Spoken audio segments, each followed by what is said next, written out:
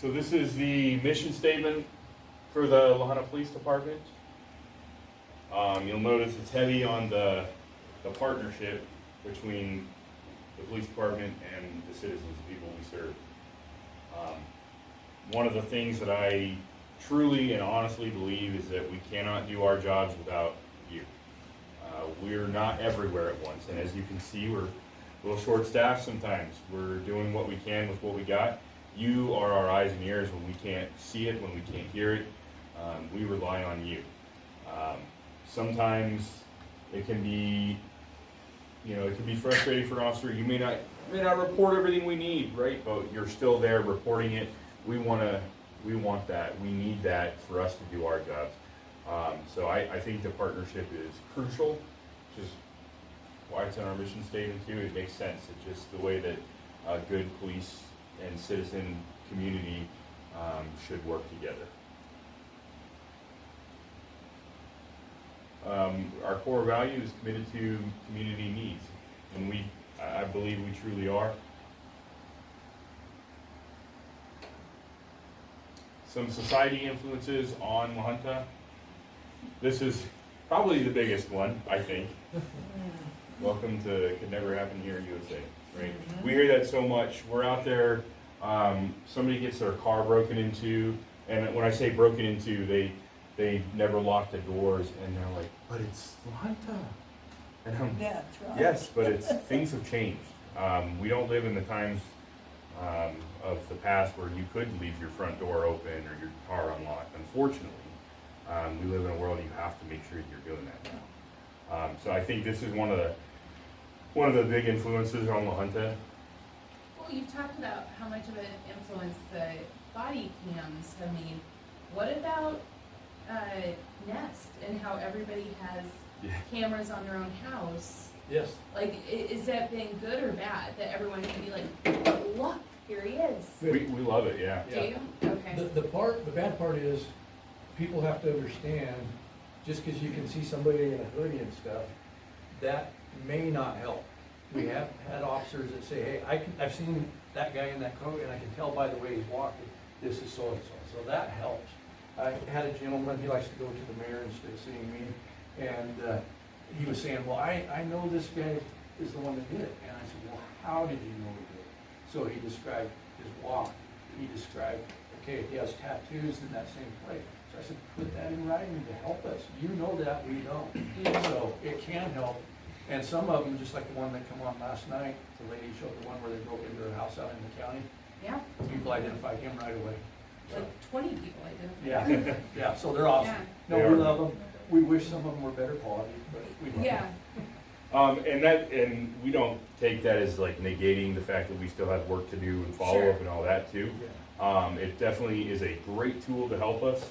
I think it definitely can deter criminal activity at your house. If you're bristling with cameras, people may not want to hit that place. So, yes, some of the some more society. Those are just some pictures of stuff, different things. Casey, Anthony. Oh, boy. If some of you are old enough to remember that. Yeah. The shooter up at the Aurora Theater. And believe it or not, people do stupid stuff like this to their kids. Things like that. And this is just some open guns that were shown. So this just kind of show you the stuff that's out there. The one thing we cannot get in the mindset of is thinking that it won't happen here, because we're not going to be prepared for it if we get into that mindset. So we do train hard to make sure that our officers are staying up to speed on the most current, nationally recognized training. All of our officers are well versed in responding to active threats and those types of things, because you just never know. It could happen in small town La Junta. Somebody really taped a baby to a wall? Not here. That's just a picture we got. That's not something we came across. But I just- mean, yeah. I can't unsee that now. Yeah, no, that wasn't one of our cases. That was just some stuff. An that example. was out there. Yeah. So just some things to kind of reiterate that it can happen near here. License plates stolen from a car in Lamar were found in the I can't pronounce that word. Some people called it Doherty, some called it Doherty, so. Doherty's vehicle when they were captured. Everybody So- remember that one from a few years back? They were from back east, they come out here and stole a car, and there'll be more on here, but they ended up getting caught by one of our local troopers by Walsenburg. But that was them, that was the car, Oh, yeah, okay. So they were stopped near Walsenburg? yeah. That was the local trooper who was one of my best friends, Rodney Milga, he was a trooper here in Lahaina. He moved up to Alamosa, became a sergeant up there, and he retired, so now he's a school resource officer for Canal County. He still comes down and helps teach at the academy, but this guy is just one of the most humble men you met. They were interviewing him after that as a local hero, and his response pretty much just doing my job, which is true. That's what most of us are out there doing it for, doing our job. We're not doing it for glory and awards. It's something we believe in, and it's just part of the job, and that's what we do. Yeah. That's like they're just doing my job. Texas 7. Back in 2000, I remember those. I was on the reserves at that time. They're Where they the, catch 'em. Yeah, they caught him in Colorado Springs, I believe. yep, Colorado Yeah. Springs. And look what was found in their car. And just think if a Lahaina officer had come across them, because they had killed officers in Texas, and that was a deal, they jumped on one officer, and that's what, Lahaina has to call it sometimes, so. Are we ready to handle these? Yes, we are. Like we were talking about earlier, we train for this. We have that mindset that I believe our officers are really heavy on the mindset is we can't live in a world of it won't happen here. We have to think that we may encounter that. Even as recent, I don't know all the details, but even as recent as couple nights ago, there was someone who shot at police officers out in Holly, Grenada. Yeah. Those types of things happen, and we have to be ready to protect the community that we serve. So. Do you ever do individual calls, or is there always two or more officers? Sometimes it has to be individual. Yeah. And usually if it's a dangerous call, the SO is usually in the area, and they'll come back up. Or if it's during the daytime and like the chief and I are in the office, we'll go out and cover them too. Yeah. So some of the prevention or preparation, we have crime prevention strategies and planning. We try and work with the guys, like our supervisors that are on the street, our sergeants, to work on crime prevention. What can we do? How do we, spread our officers out across the city when we can? They can look at our eForce CAD system that records all that stuff, and it can break down anytime you want to look at it in a 24-hour period about what time different crimes are happening.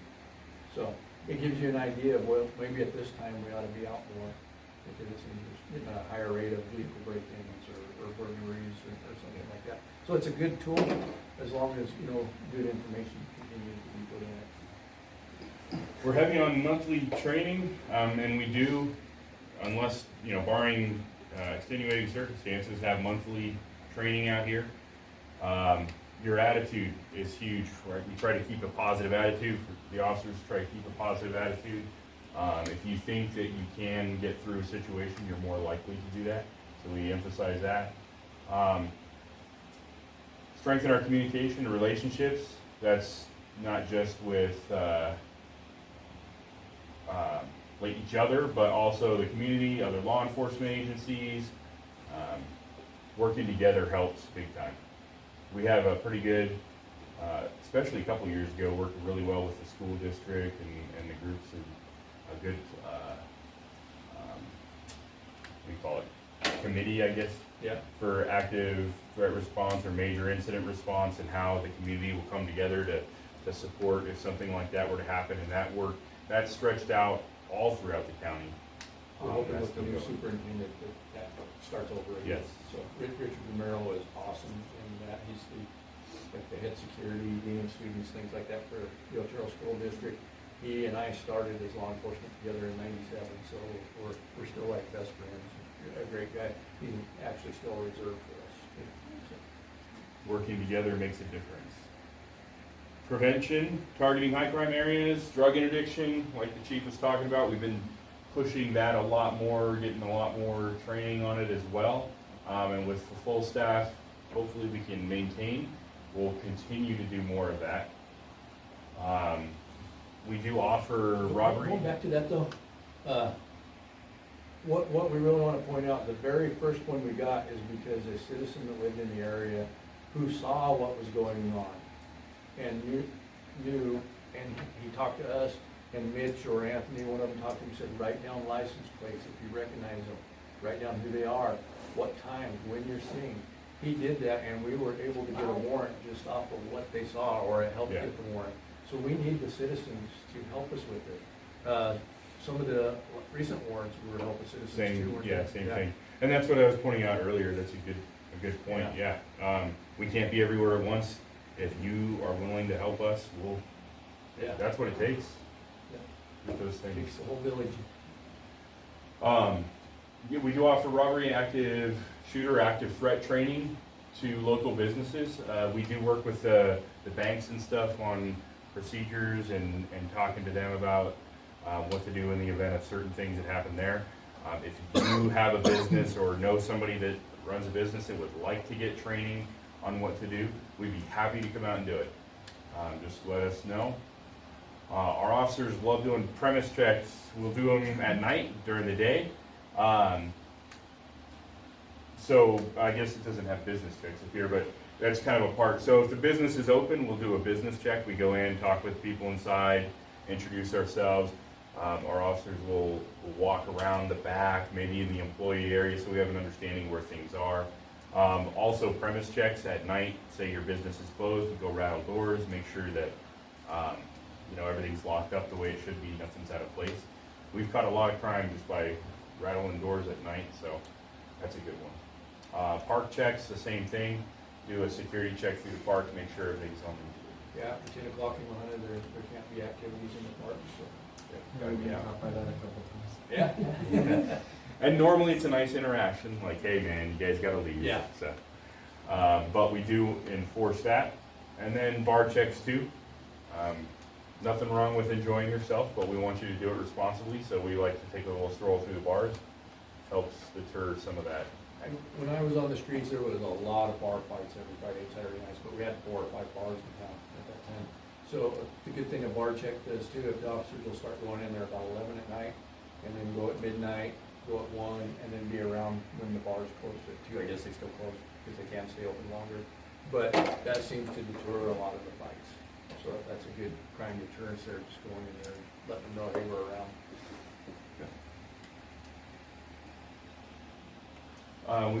Continuing school presentations, that was what was great about having that school resource officer, is that they could kind of focus on that more than the guys that are on the street trying to handle calls.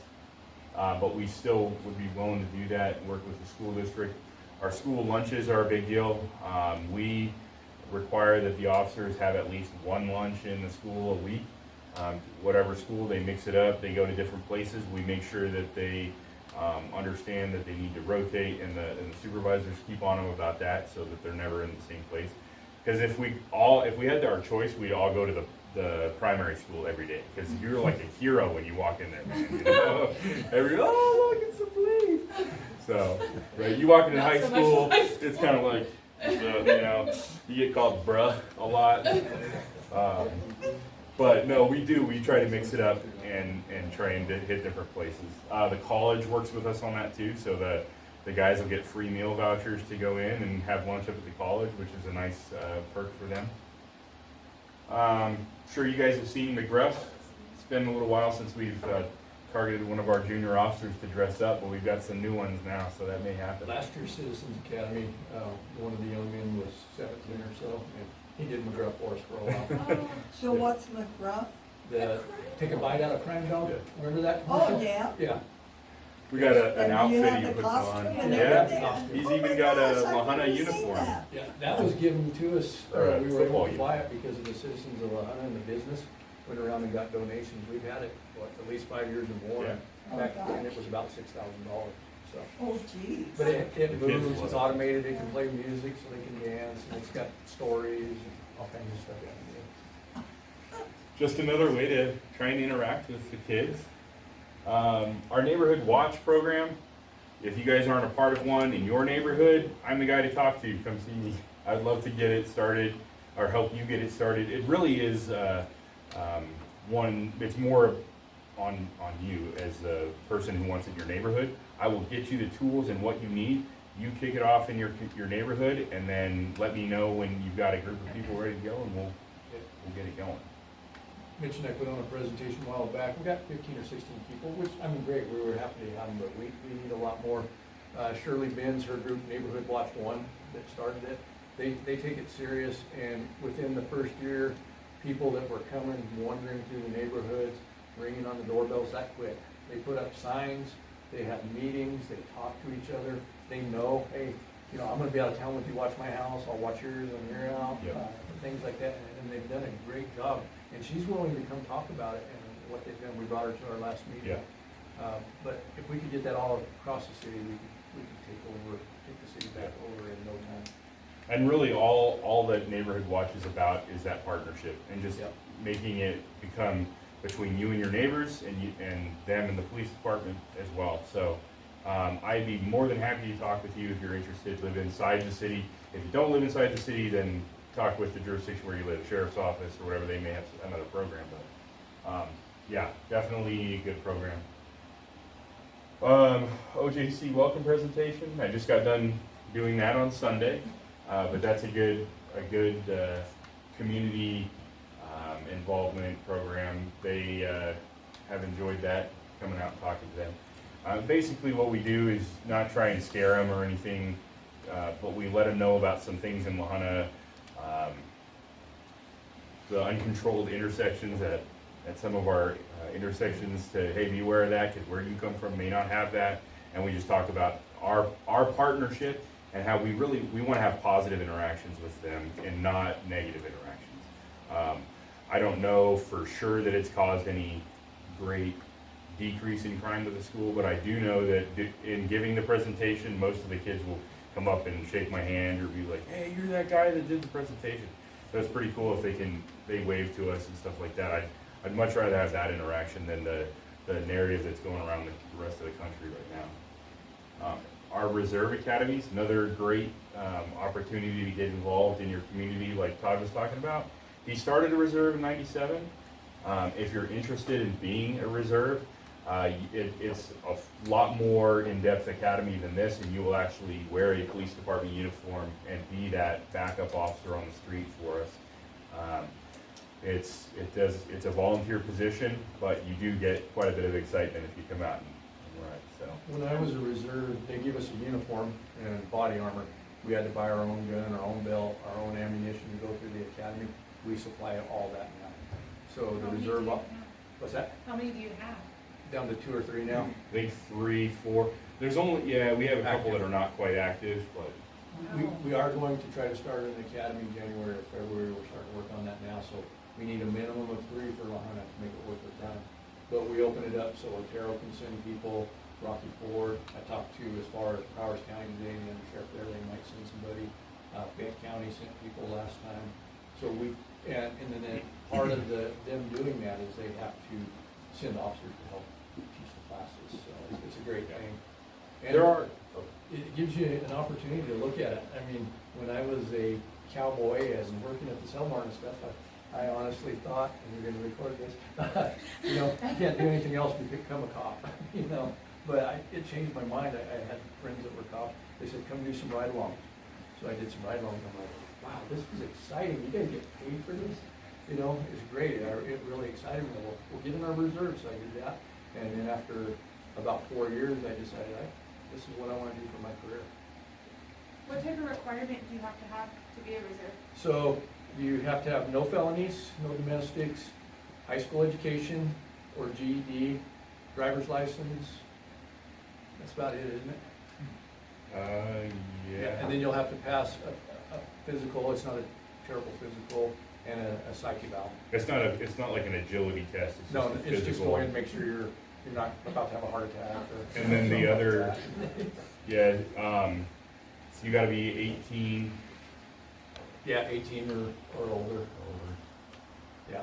So It's not as strenuous as like a police academy that you would go through at the Otero College where you're in for a bunch of hours, you know, and it's a full-time gig.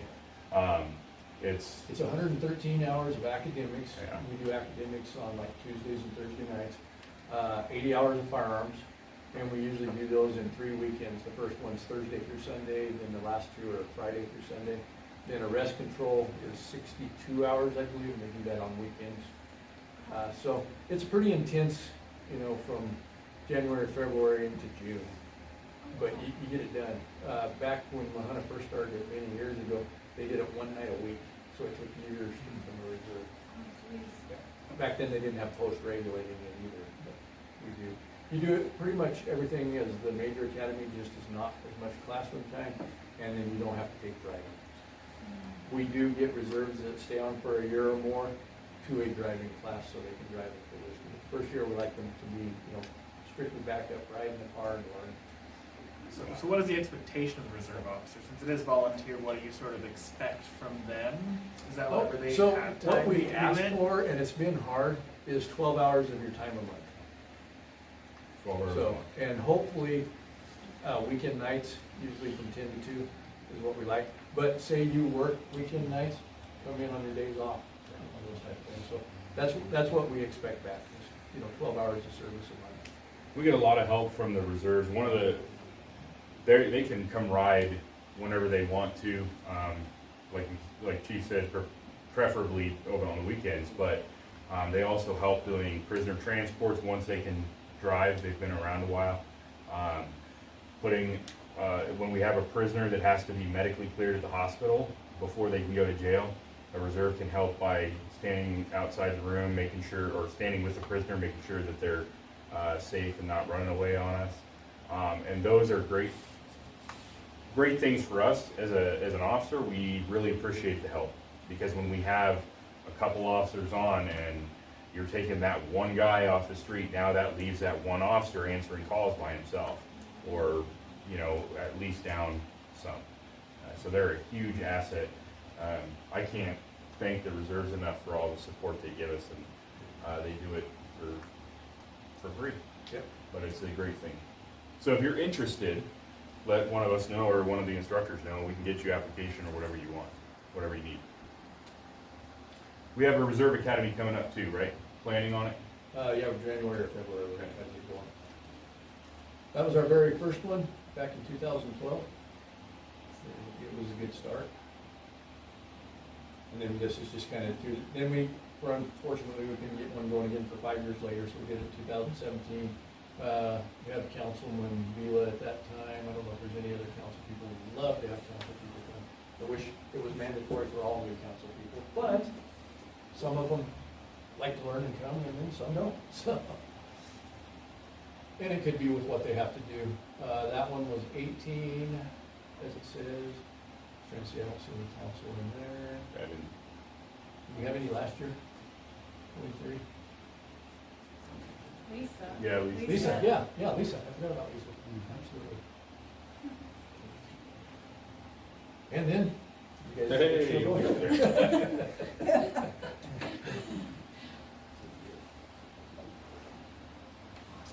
Some more prevention we do is hunter education classes, like the chief had talked about earlier. It's joint police and fire on that. Joey Gasnick, who used to be the fire chief here, he does it. Mike Engelbrett still helps us when he can. Yeah, So it's a great deal to get back to the community. a lot of fun. These are great too. We enjoy these. Police in the Park, we had our first Police in the Park ever in 2017.